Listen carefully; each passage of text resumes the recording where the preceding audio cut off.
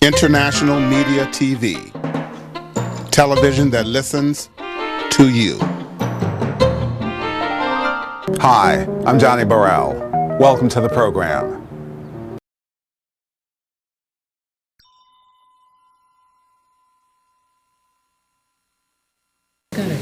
Welcome to the fifth and final public hearing of the Blue Ribbon Panel on Transparency, Accountability, and Fairness in Law Enforcement. My name is Anand Subramanian. I'm the Executive Director of the panel, and it's my privilege to introduce the three judges who make up the panel. Immediately to my left, Judge Tevrizian. In the middle, Judge Doris Cordell, and at the end, Justice Cruz Reynoso.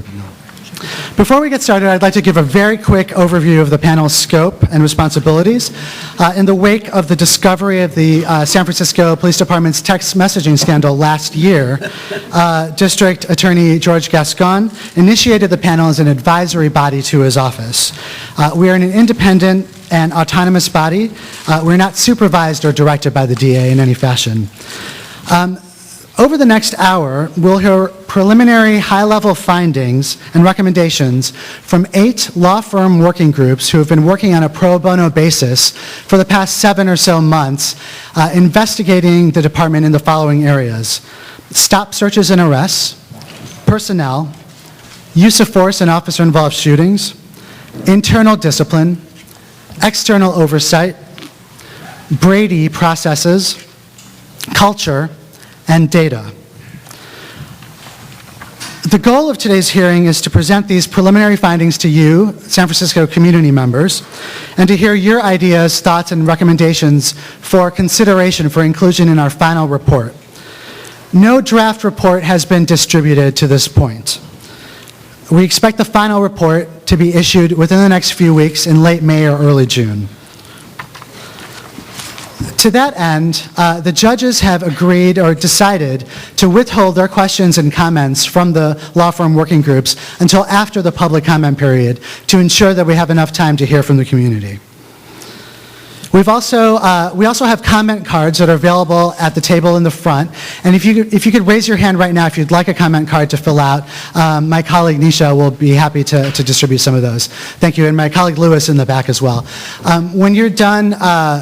When you're done giving your feedback, Lewis will be available to collect the cards as well, or Nisha.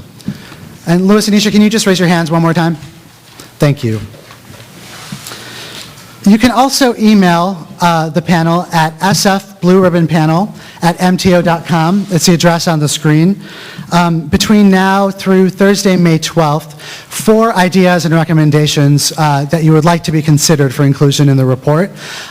After Thursday, May 12th, you're welcome to email that address if you have any questions or thoughts about the panel generally. For more information about the panel, please be sure to pick up a copy of the FAQ that's available on the table outside.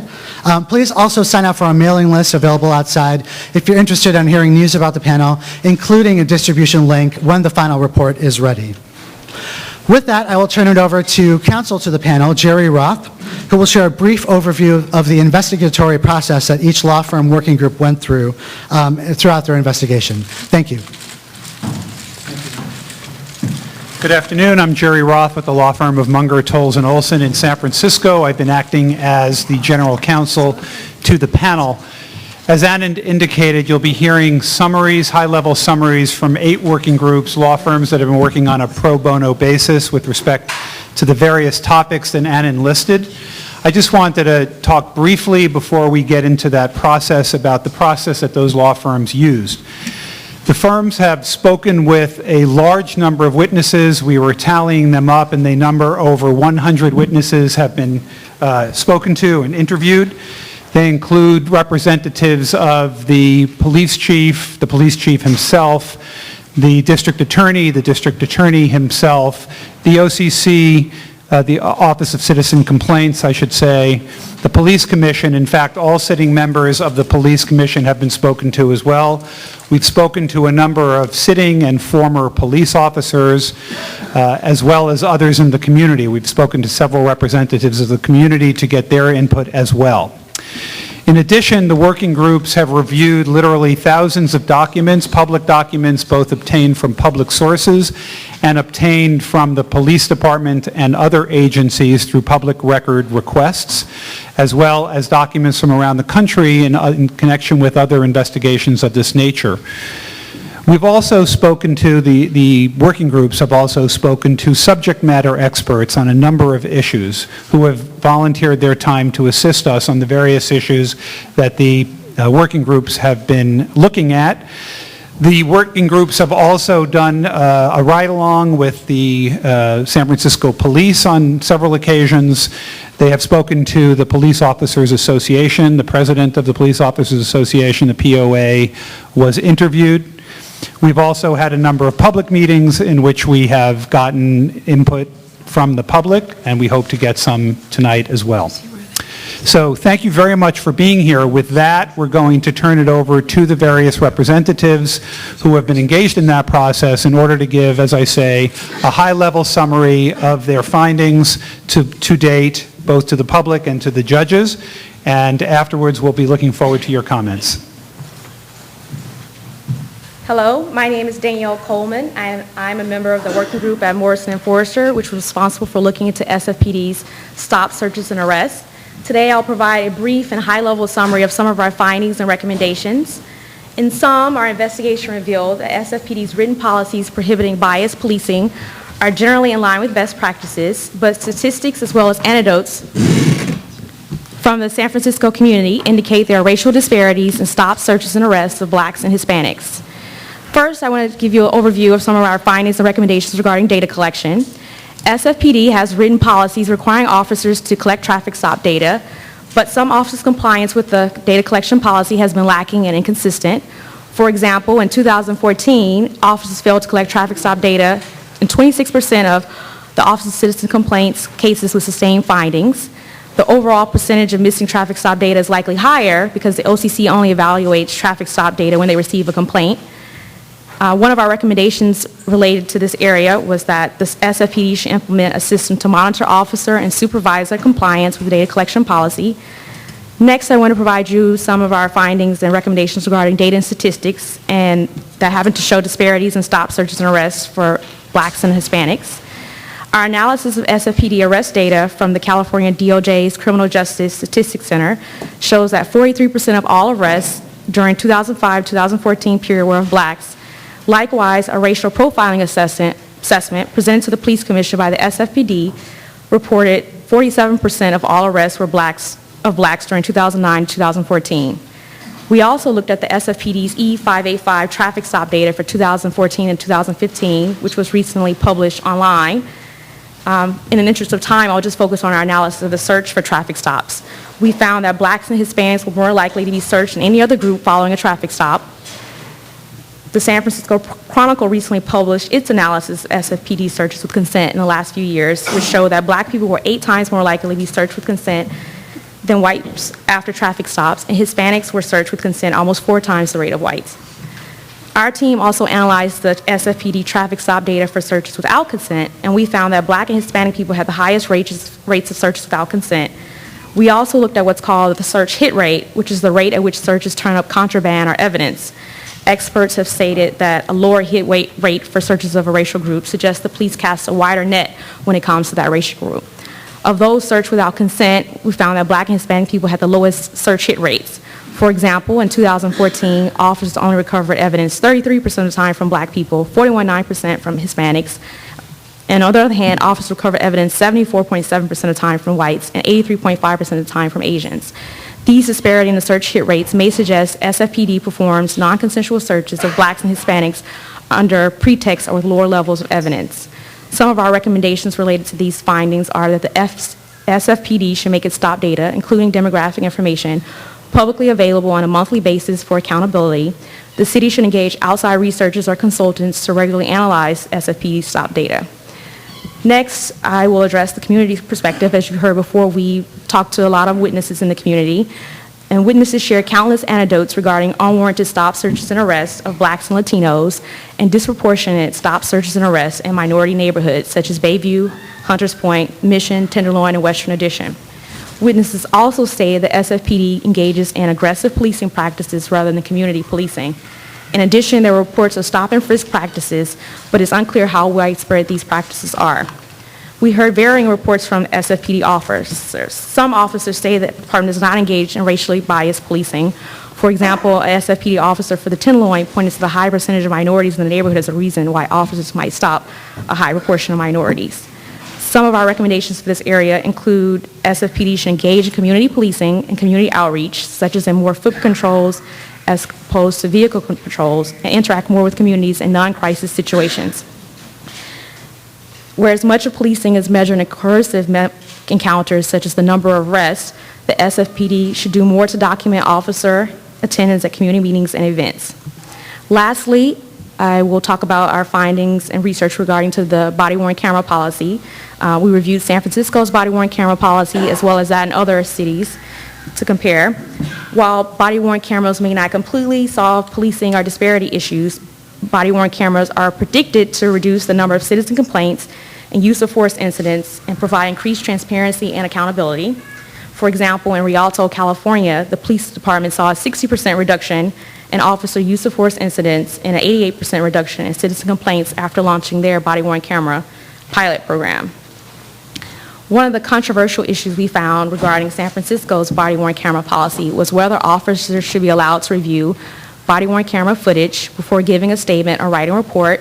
Some, including officers on the group responsible for drafting the San Francisco policy, argue officers should be allowed to review body-worn camera footage in all circumstances, whereas others were concerned that officer review of the footage contained officers' reports.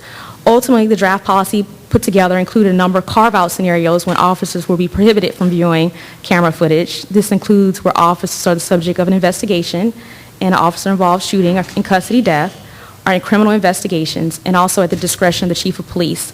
The draft policy that was approved by the Police Commission also added an additional provision that gives the chief of police full discretion to permit or prohibit officer review in every case, even at the carve-out situations previously mentioned. We have some recommendations that I'll go over related to the body-worn camera policy, and one of that is that SFPD's body-worn camera policy should prohibit officer review when there are reportable use of force incidents. As I mentioned earlier, right now it's limited to when there's officer-involved shooting or in custody death or a criminal investigation. And the Police Commission should also closely monitor the chief's use of discretion to allow officer review body-worn camera footage for any sign of abuse and to ensure that allowing officer review in the carve-out circumstances is the exception and not the default. That includes my high-level summary for the Stop, Searches, and Arrest group, and I understand we'll have questions and comments later. Thank you.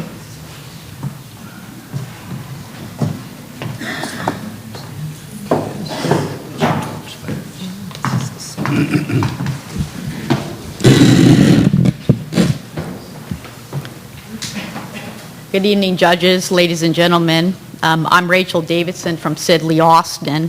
Sidley Austin was tasked with investigating the hiring and promotion process within the SFPD, and tonight I want to focus on 3 of our high-level findings. First, I want to start with the promotions process. The promotion process at the SFPD has been identified by our interviewees as the personnel procedure in most need of reform. Based on our investigation, we think there are several aspects of the promotional process that might obstruct the SFPD's goals related to diversity and bias. First, the ultimate selection of candidates for promotion is a highly discretionary process. As with hiring, the chief of police makes the final decision as to which current officers will be promoted, but the criteria he uses to select from that list is not published or known by others.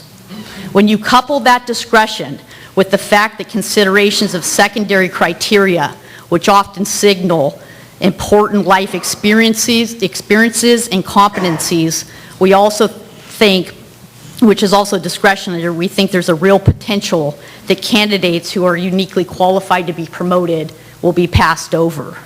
Second, the role of a candidate's disciplinary history in the promotional process is somewhat of a mystery.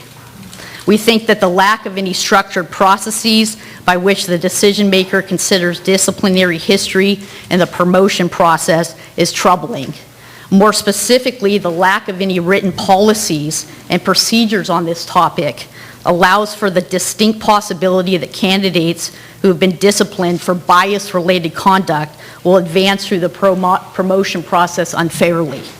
Lastly, the SFPD, as we understand, does not offer any programs, mentoring or otherwise, to support candidates preparing for promotional exams. We think the absence of such programs may serve to adversely impact otherwise qualified candidates who face unique barriers to scoring well on standardized tests. Next, I'd like to talk a little bit about the hiring process, but specifically focus on the background investigation unit of that process. The background investigation unit of the SFPD, which is tasked with investigating the backgrounds of all applicants, plays a very important role in the hiring process and in determining what candidates should be hired. Despite that important role, we have found that the unit is largely a black box with respect to how background investigators are selected, how background investigators make his or her decisions, and whether a background investigator who has a relationship with candidates he or she is investigating will disclose that relationship. First, there is little transparency in the selection of background investigators, and how a background investigator makes his or her decision is a fairly mysterious process, with many people applying for a position and being rejected without being told why.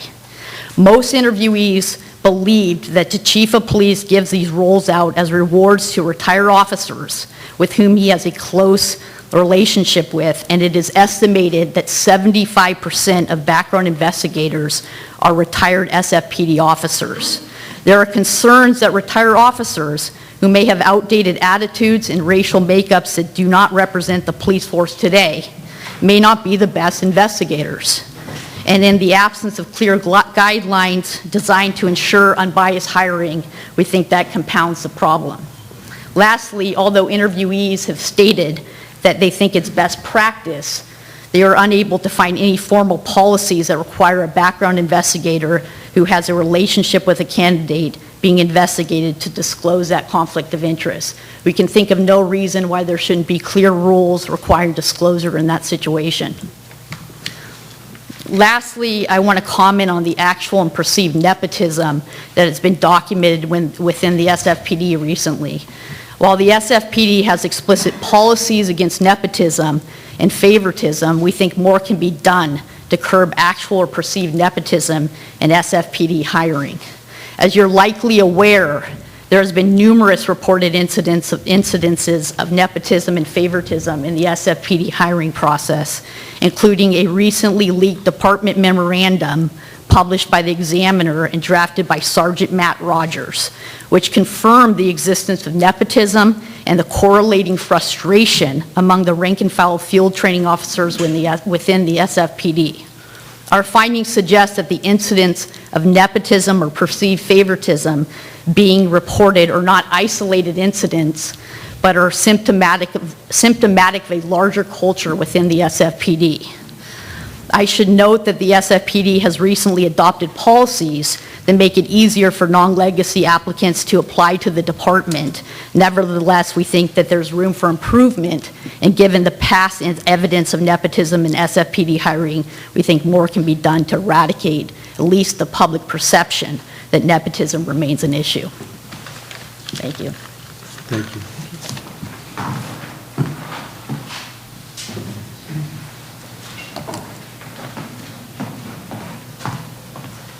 Good afternoon. My name is Michelle Park Chu. I'm an attorney at Morgan Lewis, where my colleagues and I comprise a working group evaluating use of force and officer-involved shooting for the Blue Ribbon Task Force. I wanted to focus on 3 high-level findings and recommendations that our working group has developed after our investigation. First, San Francisco Police Department's policies and procedures governing the use of force are outdated and must be revised. The main policy governing use of force, DGO 5.01, to date has not been updated since 1995. In addition, the use of department bulletins by SFPD to update this policy in a piecemeal fashion is confusing and contributes to a lot of lack of clarity on what the actual policies are governing appropriate use of force by SFPD officers. Our working group recommends that these policies be reviewed on a regular basis to ensure that they are appropriate and consistent with current thinking on proper use of force. We commend SFPD's current efforts in the recent months to revise their policies in a comprehensive manner, and in fact, at District Attorney Gascon's invitation, representatives from our working group have participated in stakeholders' meetings to discuss revisions to the policies, and we believe our presence and the presence of the entire community should continue to go forward as these policies are revised. Those draft policies and the proposed revisions, we understand, are publicly available through the San Francisco Police Commission's website. One area that we were unable to review and we believe is important considering how the policies are going to be implemented in the future is training, which we understand is just as important as the actual language of the policies and procedures. We were not provided comprehensive materials to understand how SFPD officers are trained in the appropriate use of force in officer-involved shootings. We would encourage SFPD to publish those materials and to consider revising them so any training materials provided to police officers at any stage are consistent with any of the revisions to the policies. A second finding is that SFPD did not collect sufficient demographic data to evaluate whether use of force disproportionately impacts minority populations. What we determined through our investigation is that SFPD does not collect demographic data regarding the citizens who are the subject of use of force in a regular or consistent manner. Prior to 2016, we understand that use of force incidents were recorded on a hard copy log. Those logs did not identify data such as the gender, ethnicity, age, etc., of the subjects who experienced use of force at SFPD's hands. Without that data, we are simply unable to evaluate whether use of force is disproportionately impacting minority populations. However, new legislation that went into effect in 2016, such as AB 71 and San Francisco Ordinance 16615, will require SFPD to collect more detailed demographic data regarding individuals who are subject to use of force. And in the case of AB 71, this data will be required to be reported to the California Department of Justice. The working group believes these are important developments for understanding how SFPD's use of force, whether it's disproportionately impacting minority populations. However, one strong recommendation that the working panel has for SFPD is that any data collection regarding use of force must be electronic. The use of hard copy logs is simply outdated and does not provide for consistent data that can be audited, analyzed, or reviewed. Finally, we recommend that SFPD ensure that any revised policies regarding use of force in officer-involved shootings be subject to regular audits. The lack of data, such as the data collection of demographic information regarding use of force, means that it's impossible for an outside external oversight body to evaluate whether policies are being implemented appropriately. And therefore, in connection with the revisions to the use of force policies and the new legislation that requires data to be collected, the working group strongly recommends SFPD also employ regular and consistent audits to ensure those policies are updated, or are being followed effectively. Thank you.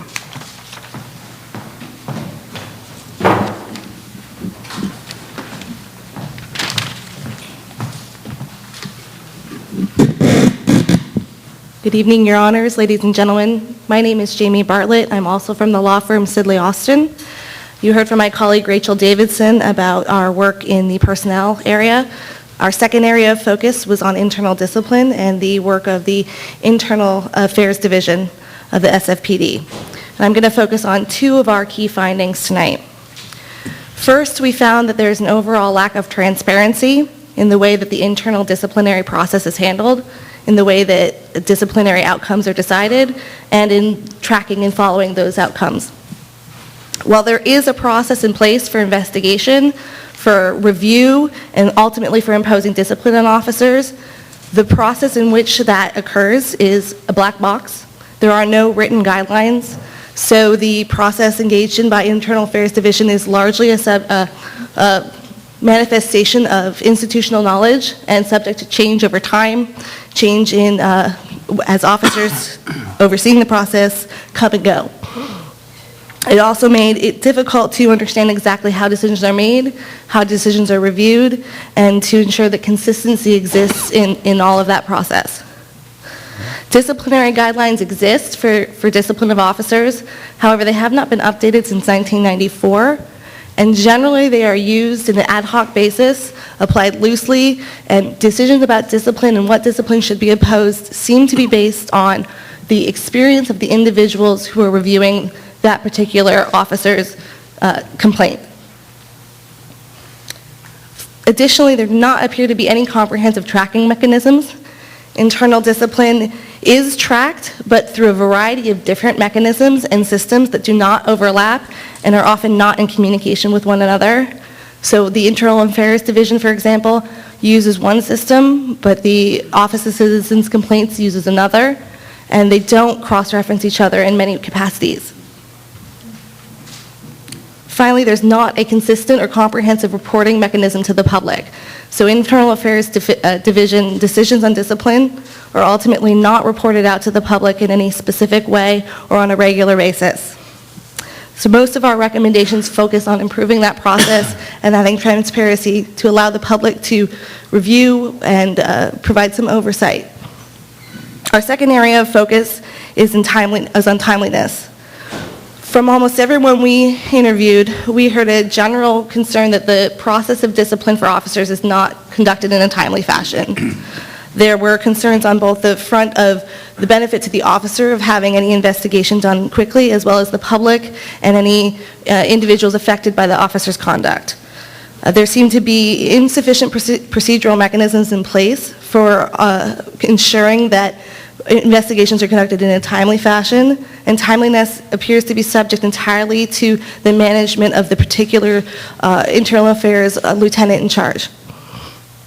And thus, there's also a risk of discipline not being imposed in a timely fashion and running up against the statute of limitations, which would mean that discipline could not be imposed against the officer.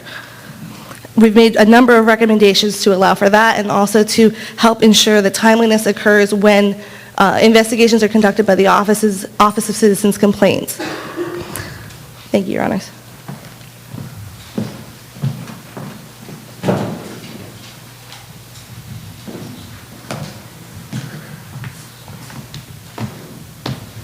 Good afternoon. My name is Nicholas Fram. I'm from the law firm of Munger, Tolles & Olson. In addition to serving as counsel to the panel, we were tasked with examining external oversight functions of the SFPD, so namely the Police Commission and the Office of Citizen Complaints. And in the brief time I have tonight, I'd like to focus on 4 conclusions we've come to involving oversight, policy, discipline, and transparency, and then a couple of high-level recommendations. So first, as to oversight, there is no external agency that audits the SFPD's operational effectiveness, high-risk activities, or compliance with its own policies and procedures. The Police Commission conceives of their primary function as making policy and disciplining officers, and it does not have the staff that could perform such an audit. The Controller's Office in the city is an office that audits many city agencies and has the authority to audit the police department, but does not include the police department as part of its regular audit plan and doesn't have the law enforcement expertise to do so. And there's no other agency with either the resources or the mandate to perform these kinds of audits. Now, this makes San Francisco a little bit of an outlier when it comes to large cities and large police departments. For example, in Los Angeles, there are dedicated internal and external audit functions that have full access to department data and personnel and conduct audits routinely. San Francisco doesn't have that. On to policy. Both the Police Commission and the OCC, the Office of Citizen Complaints, have policy roles, but their resource constraints hamper their efficacy. The Police Commission is staffed by 7 part-time civilians with minimal staff and has no full-time policy analyst. As such, policy making at the Police Commission tends to be reactive. When there is political will for the commissioners to revise or make policy, they can do so in an open and inclusive fashion, as we've seen with the body-worn camera policy and as we're seeing with the use of force policy. but they don't have the resources to be able to study and analyze policy on an ongoing basis, especially department-wide. The OCC has one person who works on policy, and she only is able to devote a fraction of her time to doing that. And this is despite the OCC essentially being the policy function of the San Francisco Police Department. The SFPD has a unit that publishes department bulletins, but does little else in the way of full-time policy analysis and policy making. Therefore, it's left to the OCC to not only propose and draft policy, but to perform implementation and follow-up that might be done elsewhere.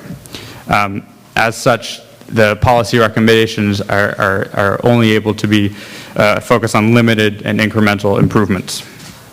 On discipline, and recall there are two discipline systems, two ways officers are investigated in the disciplinary system. There's the Internal Affairs Division, which you just heard about, and then there's the Office of Citizen Complaints. And I'm going to focus on the Office of Citizen Complaints. And the important conclusion here is that the discipline imposed by the chief for complaints that the OCC sustains is almost always mild. Over the past 6 years, it has been mostly admonishments, which is not considered formal discipline. Neither the chief nor the director of the OCC has sent a sustained OCC complaint to the Police Commission since 2012. And that's important because the Police Commission is the only body that can impose discipline above a 10-day suspension up to termination. And so over that period of time, the OCC has adjudicated almost 2,000 complaints. And of the ones that it has sustained, which is a smaller percentage of those 2,000 complaints, none have made their way to the Police Commission. Additionally, the OCC has not sustained a complaint of biased policing since it began reporting that statistic in 2012. And while the OCC reports a great variety of statistics that allows a good deal of insight into that department, one of the statistics, biased policing complaints, there have been over 200 since 2012, and none have been sustained. On transparency, there are two kinds of transparency problems right now: transparency between agencies and the public, and transparency between agencies themselves. Under established law, police officers' personnel files are confidential. And this has been interpreted by courts to mean that disciplinary processes are confidential as well. That means there's little the public can glean about individual cases or officers as to whether a given officer, such as whether a given officer is a repeat offender. The SFPD does not share information about cases its IAD investigates with the public or with the OCC. While the OCC offers a good amount of detail in its reporting, the SFPD does not. And the Police Commission makes very little information readily available to the public about the most serious disciplinary cases, the ones that it handles. This lack of transparency, both between agencies and the public, coupled with the long time frame it often takes to investigate and resolve complaints, has given rise to a perception we heard from many witnesses that discipline is often ineffective. Now, that leads us to two high-level recommendations that we want to share in the short time I have remaining.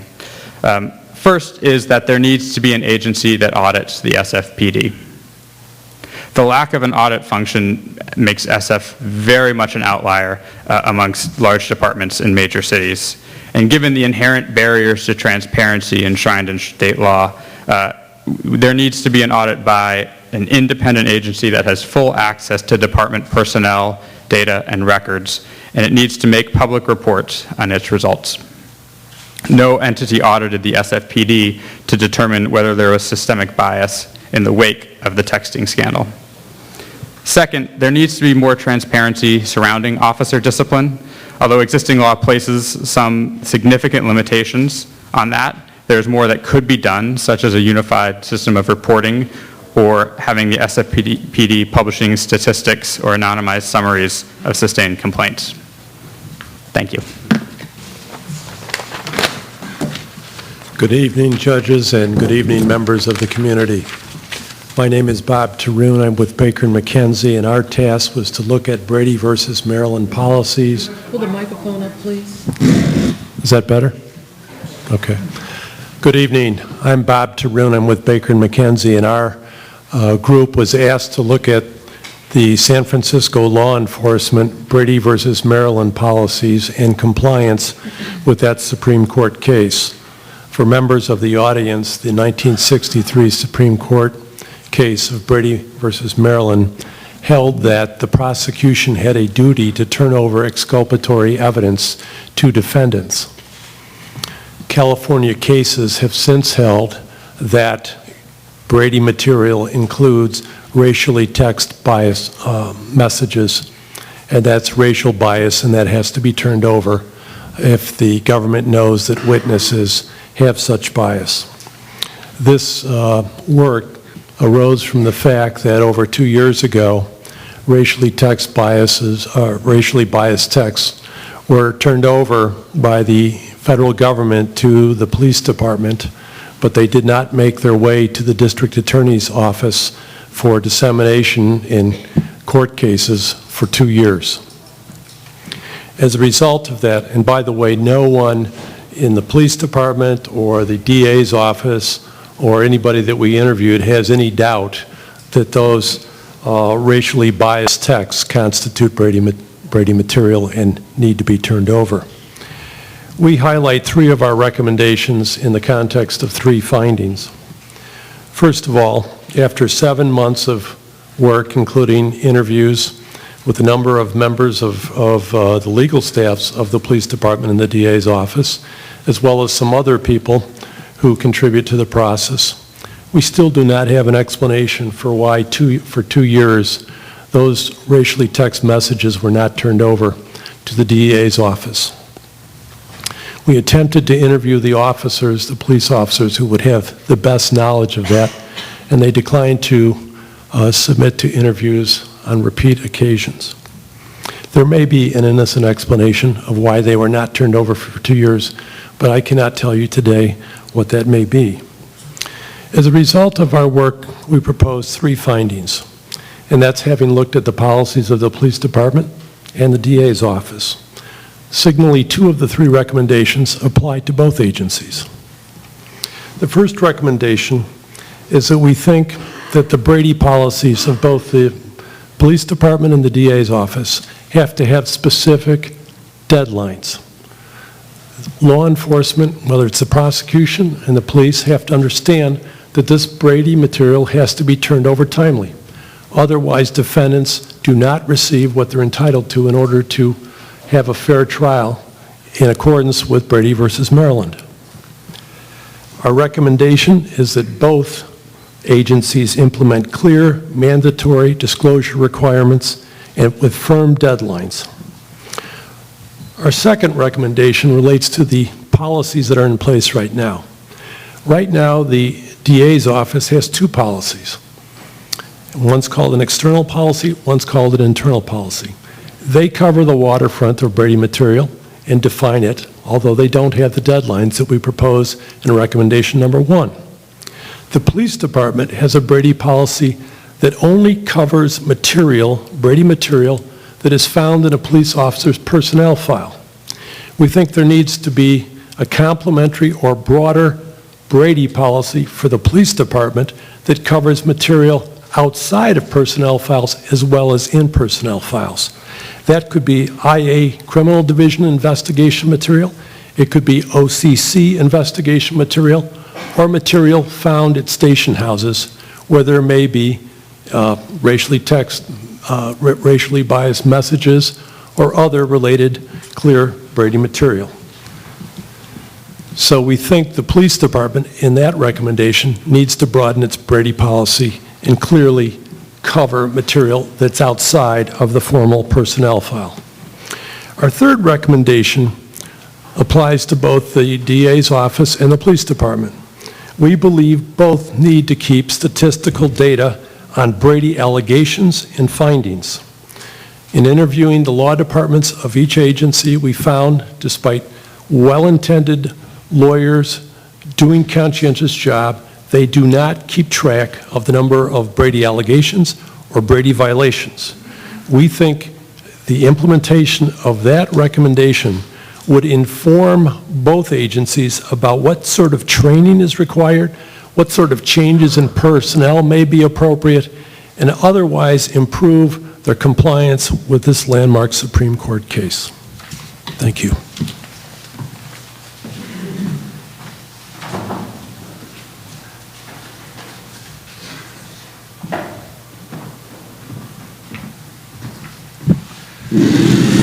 Good evening. My name is Ray Marshall. I am with the law firm of Shepard, Mullen, Richter in Hampton. And with the Person Law Group, our working group was charged with investigating the question of whether institutional bias related to race, gender, sexual orientation, or other characteristics exists within the San Francisco Police Department. The work of our group cut across and encompassed the work of all the other working groups that you have heard from today: stops, searches and seizures, hiring, use of force, and internal discipline. By definition, the work that we looked at relied on evidence that was both objective and subjective data, professional and personal experiences, and observations of individuals that we talked to in and outside the department. And as with the issue of bias generally, particularly race, on the one hand, the evidence that we looked at was complicated, challenging, and subject to interpretation. On the other hand, and in many respects, the evidence was simple, easy to understand, and not reasonably subject to dispute. As to findings, we had many, but we highlight two this evening. One, dealing with the scope of bias within the San Francisco Police Department, and second, the role of the Police Officers Association, which I will refer to as the POA, and its impact on the San Francisco Police Department. We end where we began 7 months ago as to our working group, bias being a tale of two cities within the department. There is unanimous agreement that there are individual bad actors within the San Francisco Police Department who have exhibited racist, sexist, homophobic, and other discriminatory behavior, both by word and deed. There is a split of opinion, however, regarding the scope, breadth, and cause of bias within the department. On the one hand, there are those in and outside the department who believe strongly bias within the department is institutional, systemic, and widespread. And those who hold to this view also believe that the bias is either ignored, condoned, or not appropriately or adequately addressed by their leadership ranks within the department. On the other hand, there are those who feel strongly that charges of institutional systemic bias within the department are overblown, unfair, and without sufficient foundation. Those holding to this view reject the notion that systemic bias exists within the department, arguing instead and telling us that any kind of discriminatory behavior should be criticized and not tolerated, but is that of individual bad apples and not a bad barrel. As to our second finding regarding the POA,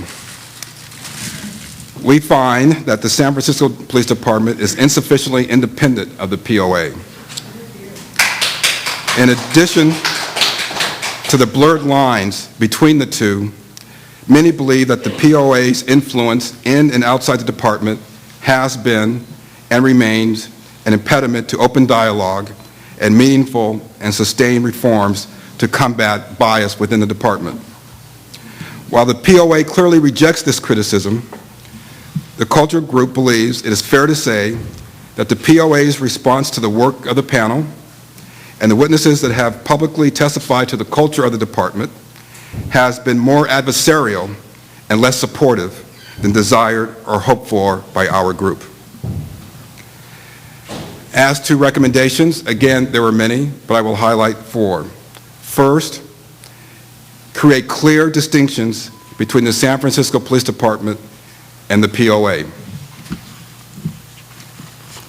Second, review current implicit bias training within the San Francisco Police Department for its effectiveness, and if needed, provide additional or different training.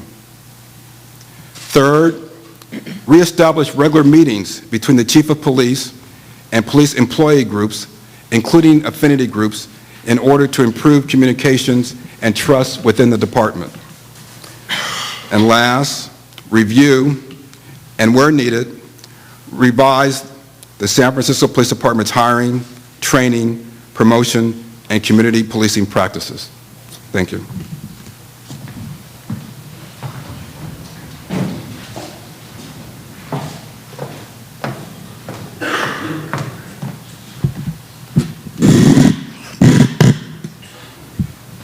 Good evening. My name is Candice Shee. I'm an attorney at Hanson Bridget.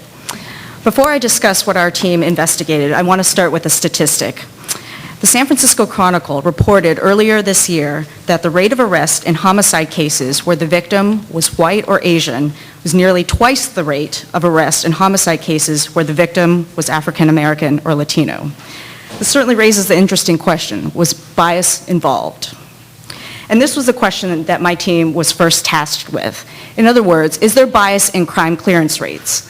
Does it matter if the victim is of a certain race in terms of how the police are going to allocate resources to solve that crime? Unfortunately, that statistic that I provided is really the only one that we can provide. This kind of data is not kept by the police. They do not collect the race of the victim of other Part 1 crimes, and they do not generally collect such data that we could determine that there might be bias in terms of crime clearance rates. That being said, we decided to go to the foundation of the problem. What kind of data is actually being collected, how is it being analyzed, and how is it being reported? This factors into some other issues that have been discussed today, such as use of force. Has been brought up that certain data is simply not available. We had two primary findings that I will discuss. The first of which is that for the last 5 years or so, the reporting of crime data has been inconsistent. While the police department did start creating CompStat reports and reporting data by community, district, or division, and stating what types of crimes were occurring in those areas, now it is no longer providing those kinds of statistics by district. Further, those reports are not always timely. They might be lagging by several months, in which case you end up with a situation where you don't know what is actually being recorded, and it can lead to the kind of community mistrust that is being raised now.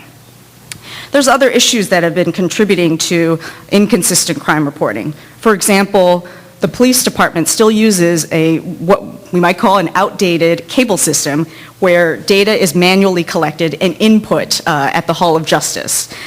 On the other hand, the police department has also instituted the crime data warehouse, where data is electronically collected and can be made available immediately. However, the old cable system exists to assist other agencies that still rely on it, and now you have two parallel systems that are working inefficiently and possibly inconsistently. Furthermore, there are potential inconsistencies between CompStat reports, which I've mentioned, and UCR reports, Uniform Crime Reports, that are mandated by the federal government. While there may be explanations as to why these reports might be inconsistent, for example, because a crime might be considered to be occurred on one date, but a report is made on another date, these kinds of explanations are not necessarily made available to the public, and the public is therefore left to wonder why reports are inconsistent, what is the methodology being used, and is the public being told everything? The second finding that I want to discuss is the fact that the police department does not collect data for the sole purpose of analyzing bias. You've heard some information tonight, and there's information that it already collects. But in terms of analyzing a specific question, for example, the crime clearance rates that I mentioned earlier, the police are not affirmatively looking for this information. The police does provide UCR reports, as I mentioned, and CompStat reports. However, this is doing basically the minimum.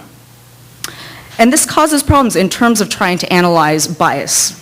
For example, the federal guidelines consider Hispanics and whites to be part of the same race. Therefore, you cannot determine if there's bias between the treatment of those two groups. We understand that the police department intends to start keeping track of the ethnicity of people, in which case Hispanics and other ethnicities would be recorded. That being said, the police department would have to affirmatively decide to collect certain data, and we believe that this would be worth their while.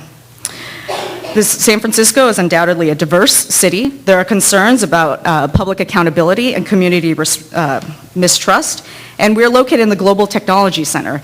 It could be a priority, and we think it should be a priority of the police to determine that they do want to collect data for the purposes of looking at bias, whether that is recording the race of victims or something else. At the end of the day, what we have are anecdotes and relying on the occasional news stories, such as the Chronicle story I mentioned earlier.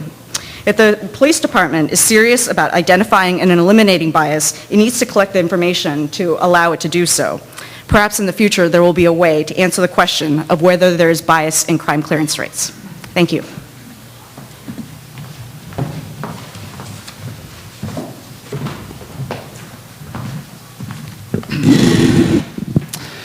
Let me first thank our law firm working groups for their diligent work on a pro bono basis over the last 7 months. Thank you.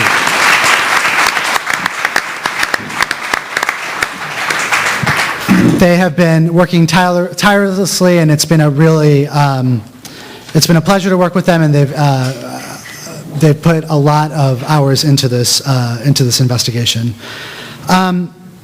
Let me, before we move to public comment, just give you a quick update. So what the working groups presented today, as I mentioned at the beginning, were really high-level findings and recommendations, and just a limited slice of what they found. The reason we decided to approach it this way today was in the interest of time and to make sure that we had enough time to hear from the public. The final report, which as I mentioned will be released in a few weeks, will contain more findings and recommendations and contain the evidence and foundation for how these findings were arrived at. I also want to share that aside from the law firm working group's investigation, which will make up the bulk of the report that we release, the three-judge panel has been busy reviewing incident reports or police reports that were compiled by the 14 officers involved in the original texting scandal that came to light last year. They're in the midst of their process, and we hope to have a report out on what they have reviewed in the coming months. What we'd like to do now is to hear from the public. Ideally, what we'd like to hear are ideas and recommendations based on the findings you just heard, especially where there are recommendations that may not have been contemplated by the law firms insofar as what you heard today. Of course, the mic is yours. You're welcome to comment give testimony or anything that you think is worthwhile for us to consider for inclusion in the report. Good evening. My name's Dan Daniels. I'm the Coastal Area Director for the State Conference of the NAACP.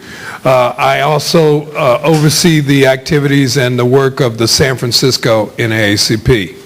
After hearing this report, what I do not understand is why we cannot start off with removing the chief. This is not something that just occurred. I had a conference with Dr. Brown the other day. He tried to tell me that San Francisco was like Ferguson. I couldn't believe it. Now that I've heard this report, this is where we must start. You have a problem, you cut it off at the head. Okay? This has been occurring for some time.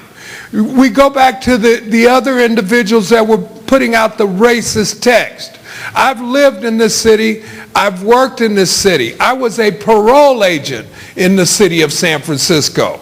Back in the day when the community, when we had community policing, where the officers talked to the community. They knew who the community was, okay? We had chiefs then that were open to what the community had to say. We have a chief in San Francisco that has no concern for the life of anyone of color in this city. Thank you.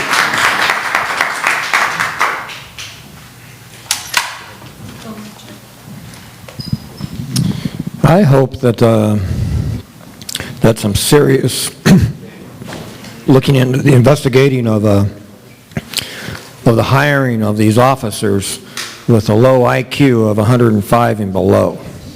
That's what seriously needs to be looked at, because that's what's going on. and you can actually search that up on the web, that these cities are hiring cops with low IQs. And if they're as dumb as a box of rocks, they have no capability of assessing the situation. And you can't train low IQ cops, except to be thugs. Fire chiefs serve.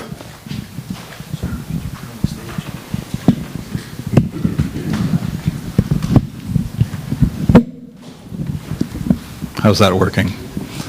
I want to start by saying I wish I didn't have to thank you. All of this should not be necessary. The idea that we're at this point is a function of the political denial and lack of will that has existed in this town to deal with these issues. And I please, in the interest of time, I just want to get this out. I do thank everyone. I wish I didn't have to. The district attorney stepped in, filled the vacuum, created this panel. Thank you for your service. The legal community has stepped up and volunteered their time, not only the individual lawyers, but the firms, doing a job that should have been done by the city of San Francisco.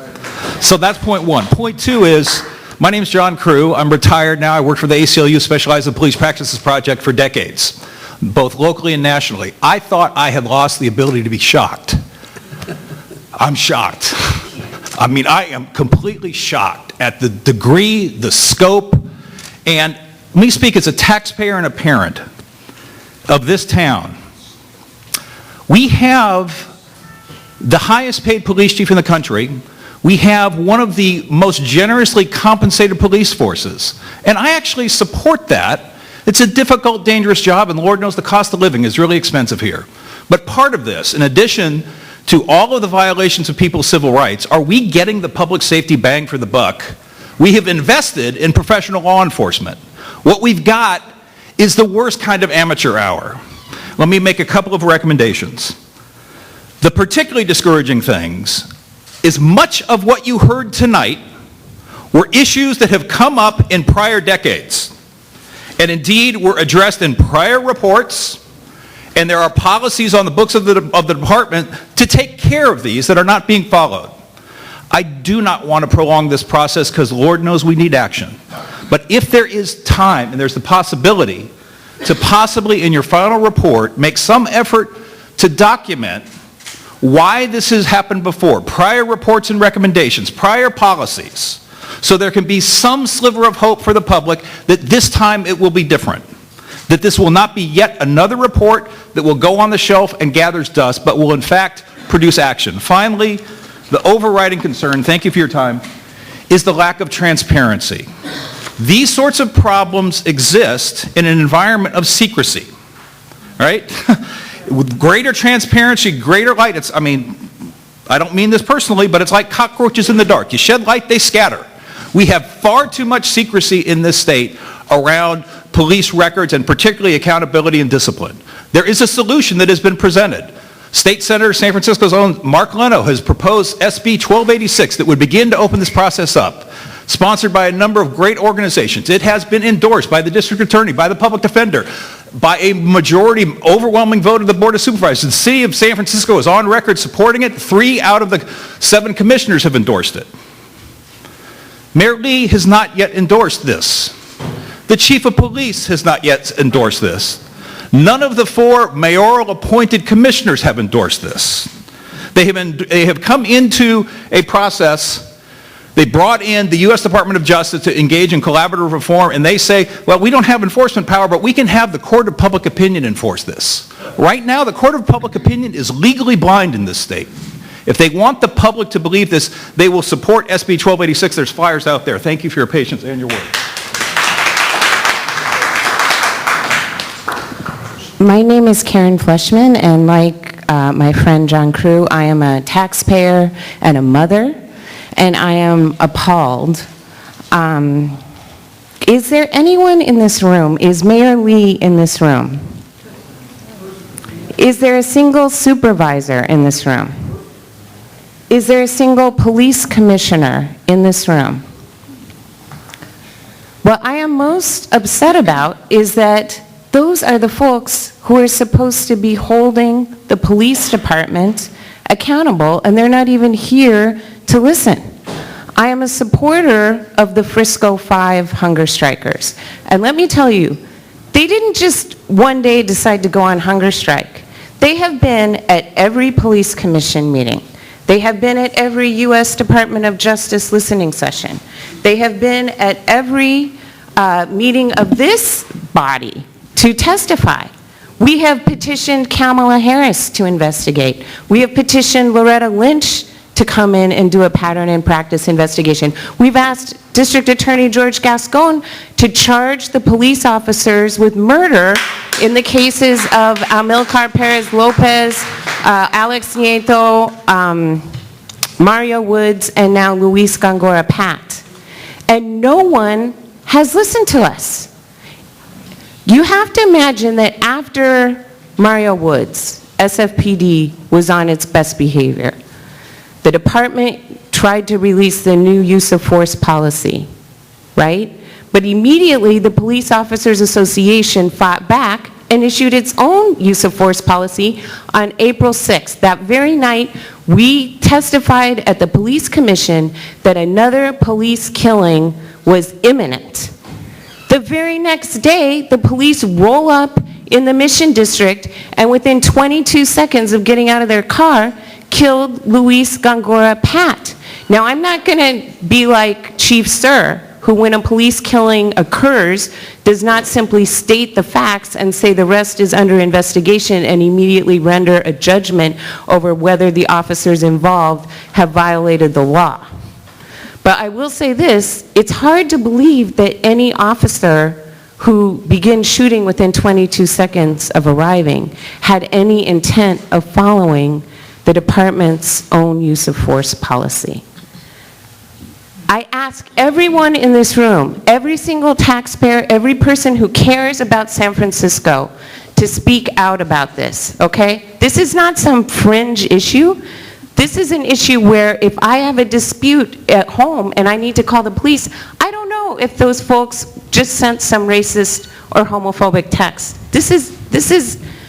We have to end this, and it's only going to end when a broader swath of voices hold these people accountable, because the Police Officers Association has so much power that our elected officials would rather listen to them than listen to us. So please speak out, call the mayor, call the Board of Supervisors, come. The next meeting of the Police Commission is this Wednesday at 5:30 at City Hall. I would love to see as many people who are here tonight at that Police Commission meeting demanding that the Police Commission do its job and remove Chief Sir.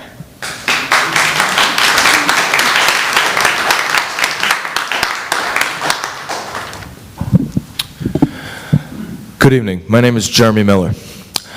I would like to acknowledge the work of the legal experts as well as the judges on the panel here, and our gratitude that what was already well known to the public has now been finally systematically documented yet again. District Attorney Gascon, I'm going to direct this to you. This is better than doing nothing, which is what we have been used to receiving from your office, but it's not enough, and the people's demand is very clear. We demand the prosecution of the officers who killed Mario Woods, Luis Gongora, and Amilcar Perez Lopez for murder. That is the people's demand, nothing short. Secondly, I'd like to acknowledge the work of the only two officials in this room that we can actually say have done a damn thing for the people. Jeff Adachi, thank you for standing up. And recently, Joyce Hicks, thank you for taking a stronger stand.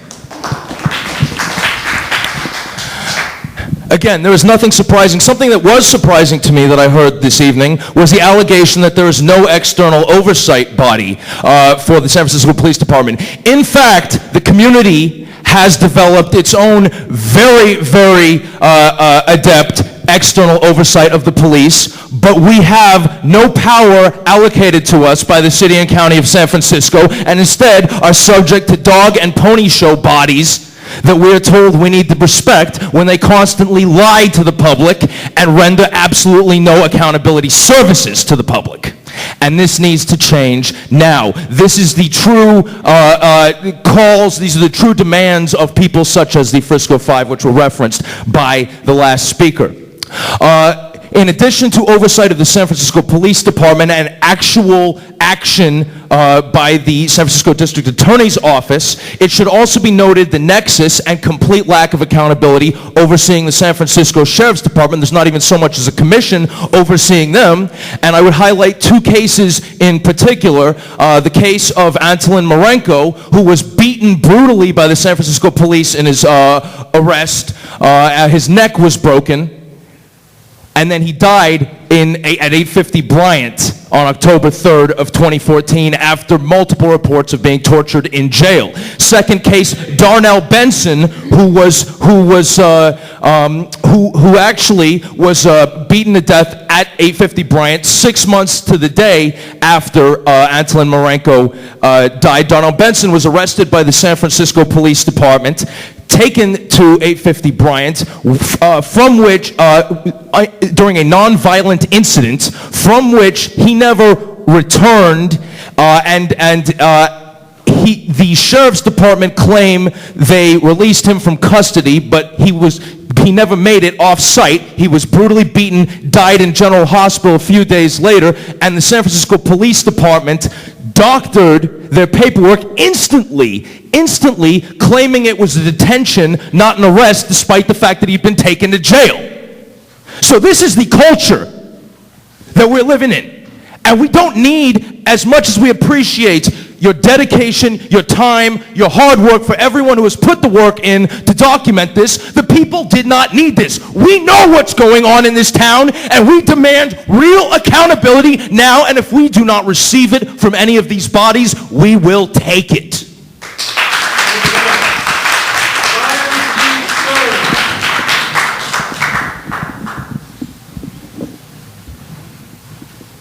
Good evening. My name is Magic. I'm a mother and a grandmother, and I cannot bear to look at one more mother's and father's face for their children having been murdered in the city. None of us can bear that anymore.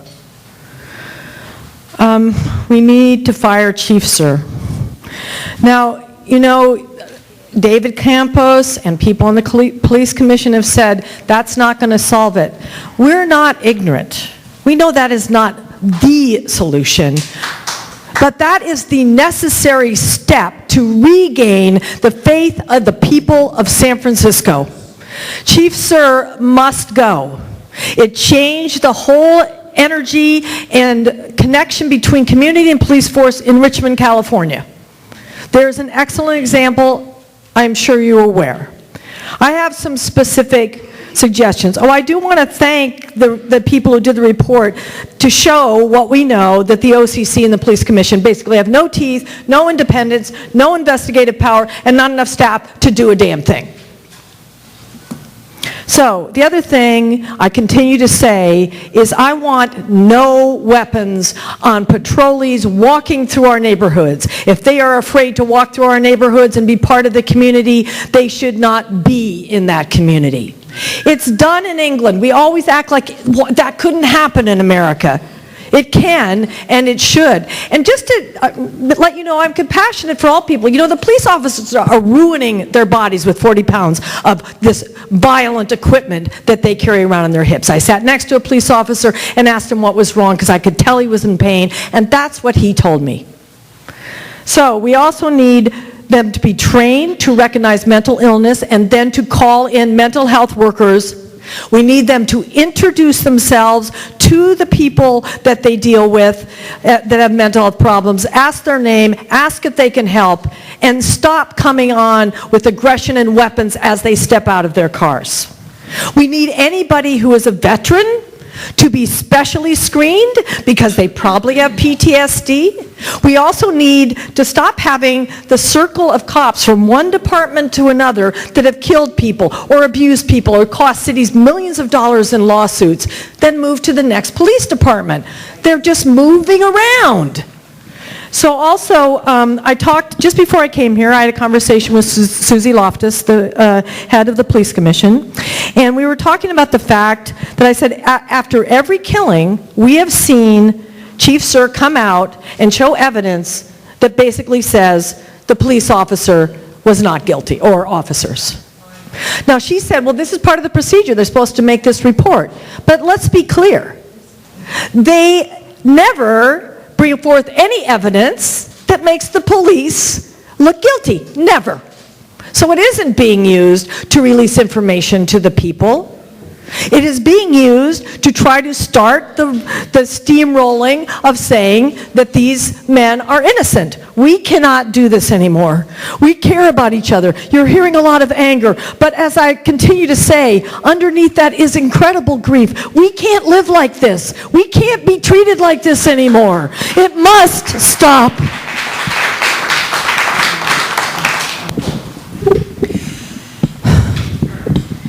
So I was pleased to hear what needed to be confirmed for me, and that is that the system of examining the personnel records of the SFPD, officers who have been involved in previous police shootings, never filter down to the SFPD examining or investigative team that interviews these officers. For example, Mario Woods was shot by 5 officers. 2 of those officers were involved with previous police shootings in other jurisdictions. After they left those jurisdictions, they came to San Francisco, and the San Francisco Police Department hired them, even though they were involved with lethal shootings and lawsuits ensued. Chief Sir needs to be fired. There are pages and pages of a chronology in which he is being promoted after torturing, in cases involving police shootings for which there was no discipline ever taken against the officers involved. He looks the other way. I don't understand what part of this you don't get. Because we keep saying the same things. You now have the official reports from the experts, and we on the ground have been telling you this all of the time. The Anti-Police Mapping Project has done a project in which they chart where in the city these police shootings are taking place. I can assure you they are not taking place in Pacific Heights or in Forest Hill. They are taking place as a concentrated areas of the Bayview and the Mission and other poor black and brown areas of the city. Finally, there are use of force policies around independent investigations that other jurisdictions, other states have used more successfully. Why is it that the same policies dating back to 1994 have not been examined and reworked for the current issues? This is unacceptable. We demand that you take this report seriously, that it not be just added to the previous reports.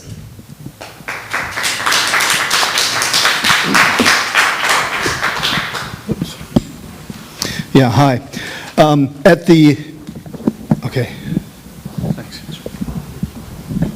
At the Justice for Mario Woods Coalition meeting last Thursday, we had the Department of Justice cops folks in basically speaking about what they do.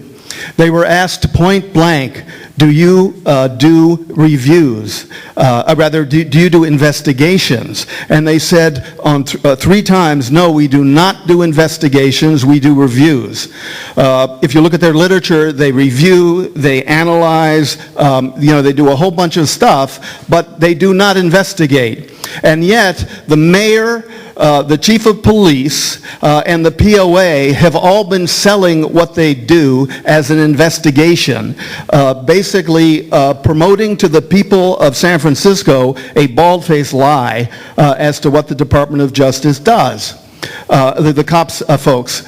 We need in San Francisco a pattern in practice investigation, a serious civil rights investigation with judges on the outside end enforcing whatever the MOU, memorandum of understanding, etc. is. We are going to now enter the political battle season on George Gaston's Blue Ribbon panel. The first firing shots have already been launched. District Attorney Gascon has been accused by the POA of having had racist texts in the past. And there's going to be a whole, battle royale between the mayor, Chief Sir, and the POA trying to attack this Blue Ribbon panel, trying to basically, say, you're illegitimate. They've already come out with that, that all your findings are inaccurate, et cetera, et cetera. So I certainly hope that all of the great law firms who have worked pro bono to push this massive project forward and done excellent work will now start writing letters and start getting on the phone privately to the mayor and to the people at City Hall that matter and begin to weigh in, because that's what it's going to take. We of the Justice for Mario Woods Coalition, we're very good at pressure, okay? But as my friend John Crew has said on many occasions, what is required is pressure, persuasion, and persistence. And the folks in this room are going to have to start persuading. They're going to have to start persuading the mayor that this chief who came in on a reform mandate is absolutely incapable of reforming the San Francisco Police Department. He has had 5 years with which to move forward on reforms. That's longer than many of the previous chiefs have lasted, and he has done basically nothing. He has added to a tall stack of reports. He has recycled all kinds of great ideas, but given them no money, no time, no attention, no resources, etc. This chief has to go in order to bring in a new chief who will be capable of reform. Thank you.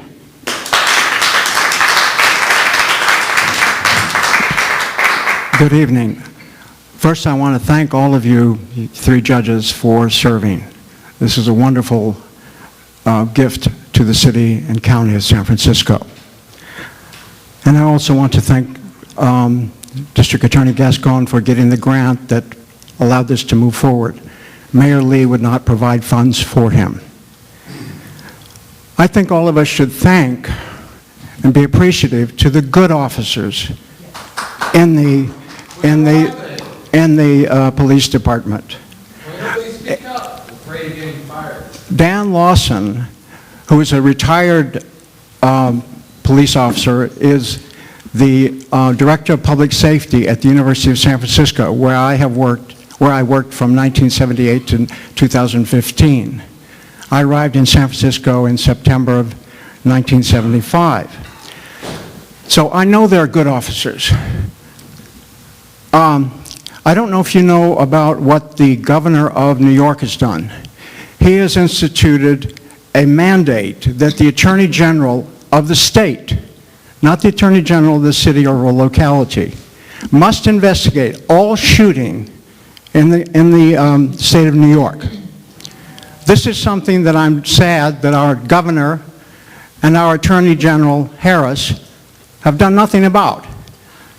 With these shootings here, they seem to be distant and running for other offices or ready for retirement. So I hope that you will look into that and possibly make a recommendation that the state of California mandate that the Attorney General of California investigate fully and independently every shooting in the state. Finally, I want to suggest, with the good officers, there has to be a way for them to take charge of the department. I don't know how it can be done, but there must be 75, 85% good officers. Every condition that allows them to move forward to take charge of the department must be forwarded.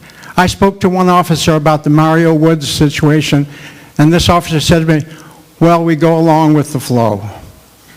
We go with the flow. That's pitiful. They have stated an oath of office. They have a code of conduct. If they can't abide by those, they should resign and go someplace else, find another job. So again, I want to thank you from the bottom of my heart and from all citizens who are law-abiding citizens here for your service in this panel. Thank you, sir. Ladies and gentlemen.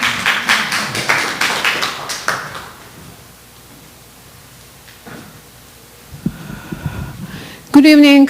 My name is Olga Petrov. I'm mother of Stanislav Petrov. I have to apologize in advance because, to be honest with you, I survived the horrible stress and it made a huge impact on me. So you probably could imagine yourself being in my shoes. I'm awakening in the middle of the night, seeing this video continuously. So probably I myself was subjected to this condition we all know called post-traumatic stress disorder. And I would like to start from thanking San Francisco community for approaching San Francisco Public Defender Office and giving them the chance to see this horrific video. Otherwise, my son never will be alive. And other people who is not lucky to be with us, they've been not safe with such a chance to have such a video. So only the neighborhood, only the community probably shield my son with that video. But from other hand, this video let us chance to see what deputy did to my son. And if we all will use our fingers, we could count horrific, egregious violation of law which this video shows to us. On the 12th of May, it's going to be 7 months since it happened in this dark alley, and neither district attorney, neither his office did anything to charge altogether 11 people who've been present on the scene. 3 people from Alameda Police Department. Other deputy belonged to San Francisco Police Department. And all violation of law which you could count, including, as Mr. Adachi said, attempted murder, bribery of witnesses, sadism, making trophy pictures from the victim on the ground, which only, according to my historic knowledge, only Nazi did to the victims. Falsification of police reports, which been leaked online, and everybody now could compare the video with those fabricated police reports. Who could trust to any police report after that? If you could compare the video and police report, who after that could trust to any police report? You could read any police report telling you that they've been threatened for their lives and read what they're trying to make you believe, and then seeing the video. Thank you for San Francisco community, and thank you for those witnesses who came forward and laugh out loud on the facts which they're trying to sculpture out of this and make the mockery out of the justice. And despite of that, George Gascon trying to retaliate against of the victim and hit him with federal charges and put him in jail. And he got beaten by the deputies again in San Mateo jail and then in Marin County jail. And we are facing the conspiracy and lies when I'm trying to locate him around the whole Bay Area. And same person who giving the interview on the camera and telling, oh, this is a horrible spot on our honor. It never ever could happen to us. The same person telling, I never knew it ever happened. If I knew, I never allow it happen. The same person telling me on the phone, Miss Petrov, I have no knowledge such a person. We have not documented such a fact. I have no knowledge about Stanislav Petrov. Who is this? The same person. So, as many fingers you could use on your hands, on your feet, it's not enough to count those horrific facts which involved in his case and charge it still not filed. You're talking about firing police chief. You have to file this practice. You have to file this mentality. It's what you have to file. Because next person, unless you will change the practice, will do nothing new. Thank you.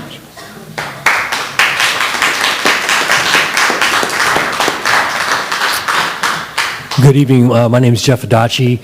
I want to thank DA Gascon, his staff, the law firms, and the panel for your time. I have a lot of reforms, but I'm just going to provide one tonight. We do have a Ferguson problem in San Francisco. I think that this report establishes that, but we have now a stack of reports that do. What I would like to offer, though, we need an independent auditor on police race and bias in San Francisco. It cannot be connected with or funded by the police department, by the OCC, or any other existing agency. I would put it under the city administrator or put it in our office. The reality is that if we have the kind of numbers, whether it's traffic stops, detentions, stop and frisk, arrests, consent searches that we do, we should at least be doing what's called data analytics. That is, having somebody who is evaluating the data. We are doing it case by case. For example, last year we determined that 45% of the women who were arrested for resisting arrest are African American. That means they're being arrested at 7 to 8 times the rate of their white counterparts. We looked at a crime last week, smoking 15 feet in front of a building. Last year, 70% of the individuals who were cited for that offense were African American. And again, the African American population is now less than 6%. So we need somebody in city government who independently can obtain the data.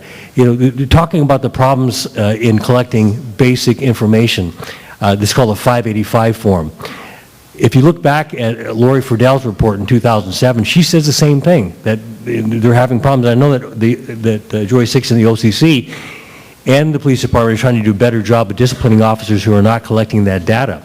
But that's still a problem all these years later. So we need really an independent, all you'd have to have is a director and an analyst. Oakland just started a similar program. Judge Cordell, you were the independent auditor in Santa Clara County. We need something like that in San Francisco, but to focus on the issue of race. And in some cases, their analysis may help clear the police department. In other cases, I think is going to give the police department the information it needs to confront officers who are racially profiling individuals who are acting in a discriminatory way. That's the only way that we're going to ferret out racism in the police department. So I would offer that as a concrete measure that we can take going forward, at least to begin eradicating the problem of racism within the police department. Thank you.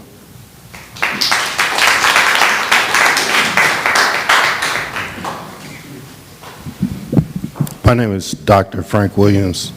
I'd like to thank District Attorney Gaston as well in his office for having the Blue Ribbon panel together. There's a great majority of citizens of San Francisco that has been echoing the same thing that you have been hearing tonight.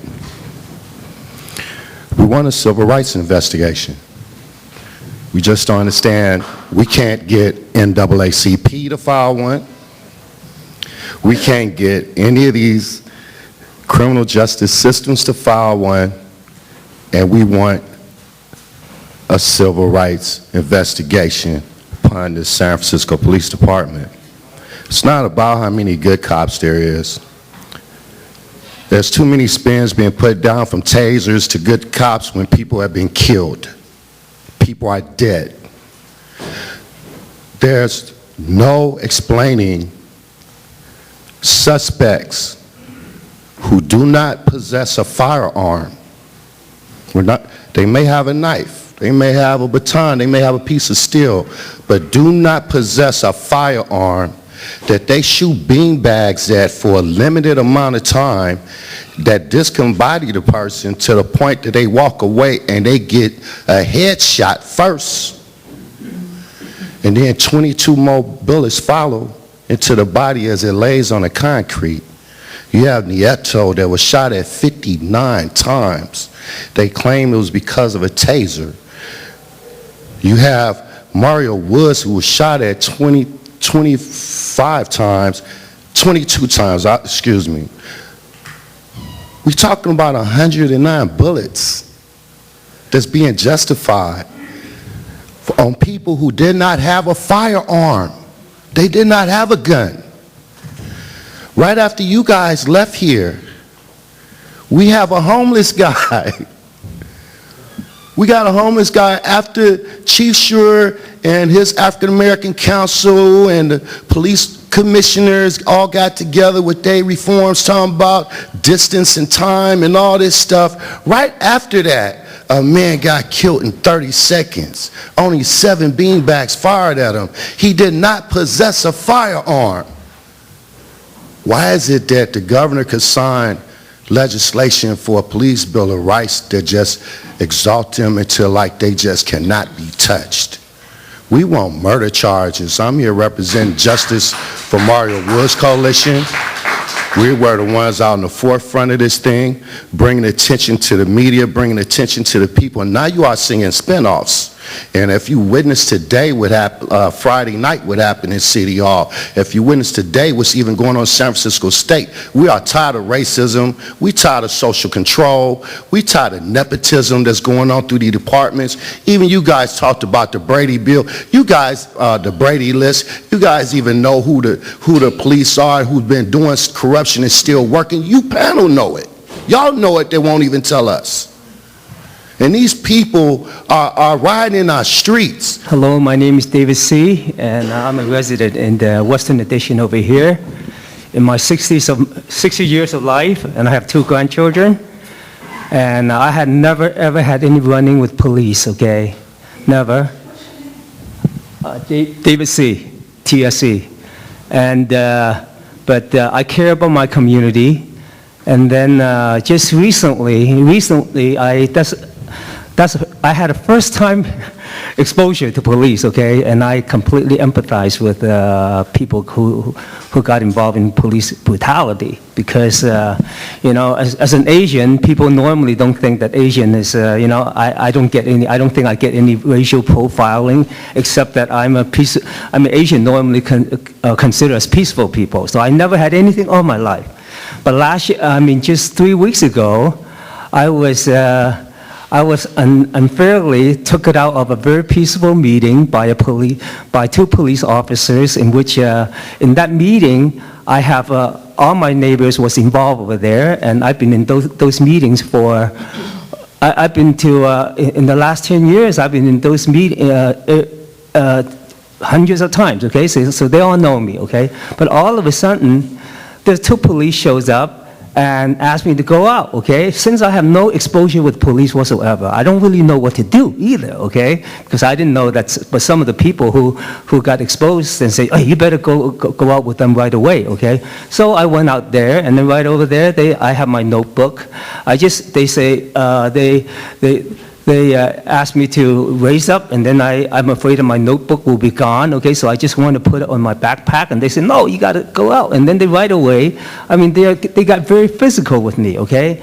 And I never ever had, as I say, I had never confrontation before, and so my hand is just completely dangling around, limp, okay? And then they actually twisted my hand behind me, and then put the leg right behind my back, because they say, hey, go get down, you know. I say, I just want to ask them a question. Why am I got taken out of a peaceful meeting, okay? They didn't give me answer whatsoever, okay, except to do what you're supposed to do, and calling me that I'm resisting arrest, in which I haven't done, okay? Just ask question, and then later on they handcuffed me, putting me into the police cruiser, twisting my arm, and I really told them that it hurts, okay? I say it hurts, and then the police, I think she's a rookie, okay? And then she just say, and then the officer beside her tell her it's supposed to hurt, okay? And I just beyond me, okay? And then the other people who's inside the room outside hurting me, screaming hard, and then just wonder what's going on. So it's the kind of mentality, okay? Afterward, I'm thinking to myself, okay, for someone like me who has no incident with any police, getting that kind of treatment, I was wondering what would happen to a young black, okay, who is not as composed as me, okay, who's maybe resisted a little bit, what kind of treatment they would get, okay? So I empathize with them. See, I mean, if I run, okay, if I'm one of those, I mean, an immature person who's just getting worried and then just run, and then I could get shot, something like that, okay? But I mean, good thing that after a little while, okay, the police knows that they got into something situation in which they shouldn't got into. They did not book me. They did not put me into the police station. But that really is thinking, you know, thinking about the kind of training, the kind of culture in which the police culture got themselves to. And I'm an Asian, actually. I got hurt by an Asian rookie, okay, Asian rookie. And I think that Asian rookie wanted to prove to someone more experienced that she's really tough. She can be very tough on me, okay? Nice. So it's, and I thought to myself, is that the kind of culture you're trying to inculcate? So with that, I will ask the judges if you have any specific questions or feedback or comments based on what you've heard today. I know there isn't much time left, and certainly you'll be reviewing the findings in detail, but please go ahead, Judge Tevrizian. Okay. I think it's obvious that you don't have to be a rocket science to figure out that this community, as well as other communities around the country, are wrestling with the same type of problem, and that is confidence in law enforcement. This panel, and I've been listening very intently to what was going on here, this panel is going to issue some recommendations that are going to be broad and comprehensive, that we hope will bring transparency and instill confidence in the public that the San Francisco Police Department is accountable.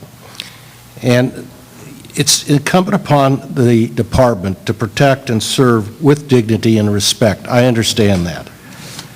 One thing, though, that I think is noteworthy that I heard from one of the speakers, and that is that a great deal of the police officers are solid individuals. And there is a small group of officers who, you know, if you look at the time that I've spent on the bench, it was 31 years. It's the same type of individual that repeatedly comes back and causes the problems within the department.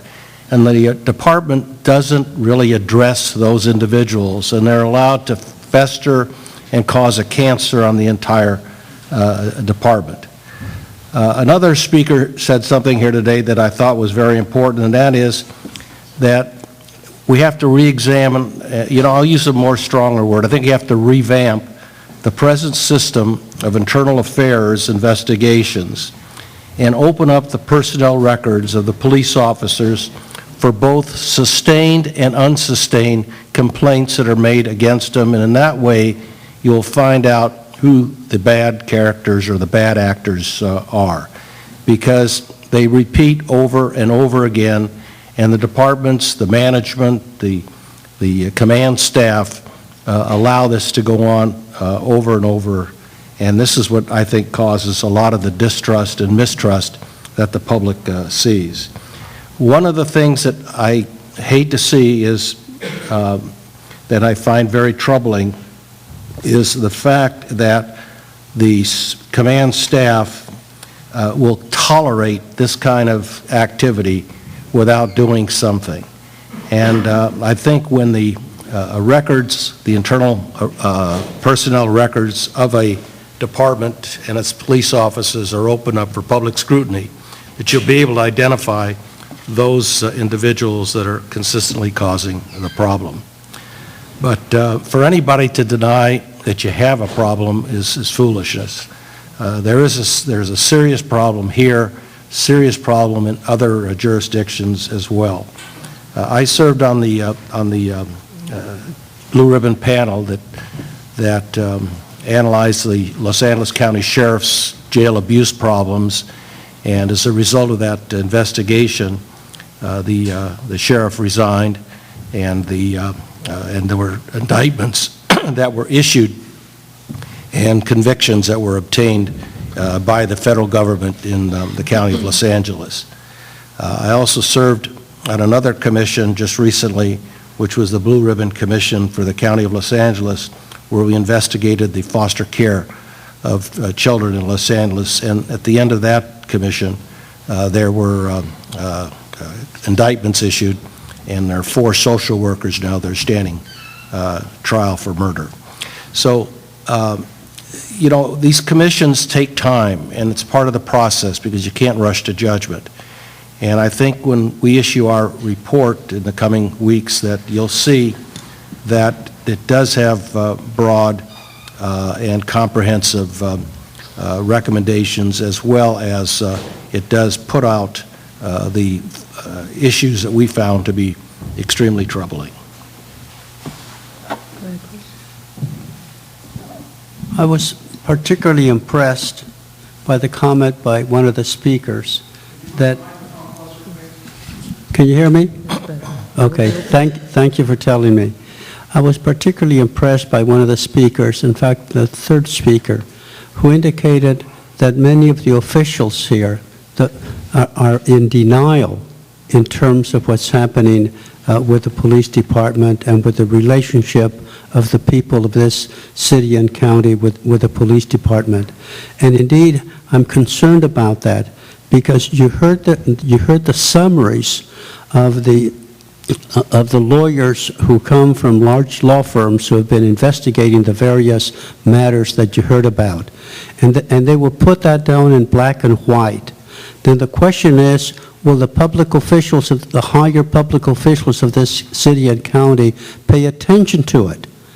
And I suggest to you that there's a danger that they will not if the folk in this room and the folk that they know and talk to don't act with great vigor so that those officials cannot continue to be in denial. In like manner, the reports that we judges will give will again, as my colleague has indicated, note the issues that exist. I must confess that I'm always puzzled at these issues that come up.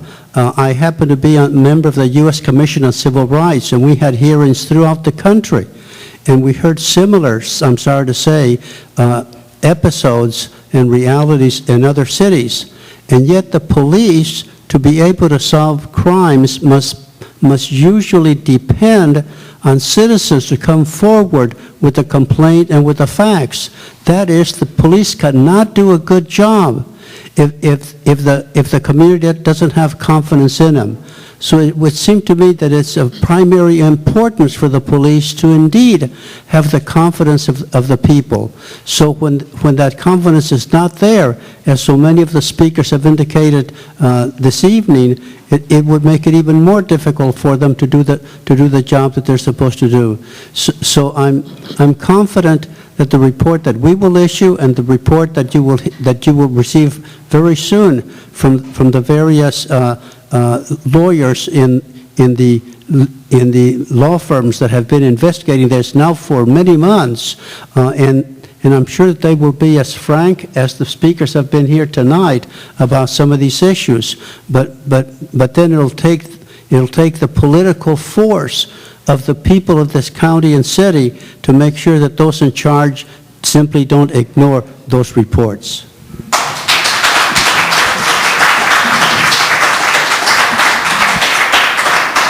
I'll make my comments very brief. I'm Doris Cordell. I'm a retired state court judge out of Santa Clara County. First, I thank the district attorney, George Gascon, for the notion for coming up with this blue ribbon panel and this task force. It took courage to do that. Second, I thank the lawyers. You lawyers who did all this work pro bono, give lawyers a good name. Thank you. And I thank my colleagues here on the panel who have done and are still doing extraordinary work for free, pro bono, which was another reason why this report will be very different from other reports. No one is being paid. We're not on anybody's payroll. This information on what we're doing, we're doing it because we care and because we want to, and those are our motivations. We three judges have not yet conferred in any way on a final report. We haven't discussed, we haven't done any of that at this point. What we have done is listen to the reports coming back from the lawyers. We don't know, as of this point, what is actually going to be in the final report, but just know that we are owned by no one, that we are independent, and we come to this process with integrity, and that alone will make what we do unique. I take to heart one of the comments made by a member of the public that said three things. It said that how you make change, because we can issue the report, but it's going to be on you, the people, we, the people. Pressure, persuasion, and persistence. And that's absolutely what I hope will happen once this report is issued. And finally, let me just say, a crisis is a terrible thing to waste. We have a crisis. Let us not waste it. Thank you.